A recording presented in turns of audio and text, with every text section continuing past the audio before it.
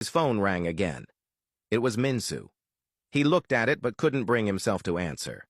He had promised her that he would protect her, but now he didn't know if he could.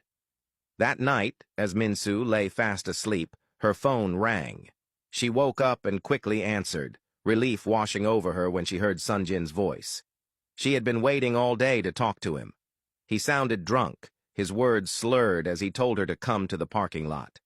Without hesitation, she rushed out. When she arrived, she found Sunjin standing beside his car, his eyes red from alcohol. She hurried to him, concerned, and asked what was going on. Without a word, he pulled her close and looked into her eyes, his touch gentle as he caressed her face. Confused, Mensu asked if he was okay and if he had been drinking. Sunjin pulled her even closer and kissed her. Mensu tried to say something, but he leaned her against his car and continued kissing her passionately. He then looked at her again and told her that he loved her, but that he was letting her go. Mensu, stunned, asked what was happening, mentioning the statement from his company. Sunjin told her that being with him would only ruin her reputation and that he had to let her go to protect her. Mensu held his hand tightly and told him she didn't want to let him go, that whatever happened, they could face it together.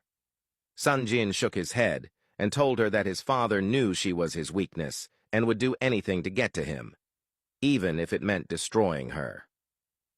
He apologized, got into his car, and drove away, leaving Mensu standing there, speechless, her heart aching as if a part of her had been ripped away.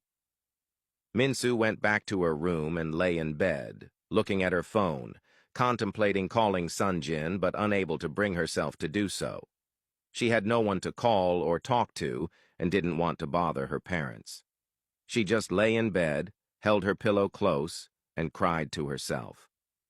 It was her first heartbreak, and losing Sunjin had shattered her heart into pieces.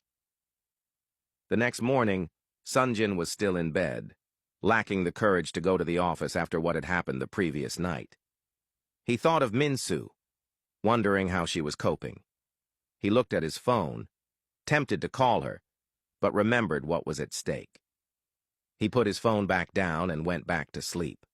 The next day, Mensu had to wake up early, knowing that despite her heartbreak, life had to go on, and that meant going to work.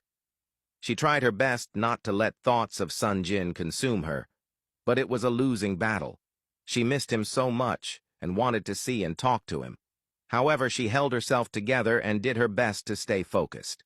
She went to her part-time job at the preschool for her morning shift, but upon arrival, she was called to the principal's office, where she was told they had to dismiss her due to the news circulating about her. They explained that they didn't want to ruin the organization's reputation. Mensu understood and left, only to receive the same news at her cafe part-time job. Sitting alone in the park, she wondered how everything had crumbled so quickly, how people were so quick to believe lies about her. Her phone rang. It was her parents. Her father, deeply concerned about the things he had seen circulating on the internet, asked if she was okay. With tears in her eyes, Mensu smiled and reassured them that it was all a misunderstanding and that her name would be cleared. She felt terrible for lying, but it was the only way to keep them from worrying. They told her they loved her and that if she was in trouble, she could always come home to talk and spend time with them. She promised she would visit during the semester break. Meanwhile, Sunjin decided to go to work in the afternoon. He walked into Tech Bloom wearing sunglasses to hide his swollen eyes from all the crying. As he entered the reception area, he ran into his father, who immediately questioned why he was late for work. Sunjin replied that he hadn't been feeling well that morning. His father, pleased with him for ending things with Mensu, applauded him and told him he was finally back to his senses. Sunjin looked at him, but said nothing. He only thought about how much he despised him. As they stood there, Mensu passed by. Sunjin's heart skipped a beat as he watched her walk past him. He instinctively tried to go after her, but his father grabbed his shoulder and warned him not to even think about it, informing him that he had instructed the legal officer to contact Mensu so she could come and collect her belongings. Sunjin looked at his father, and with bitterness in his voice, told him not to worry, as his life was his to control anyway. He said this as he walked away. As Sunjin sat in his office, lost in thought about Mensu, he overheard his assistant at the door, telling someone that he was not allowed to see her.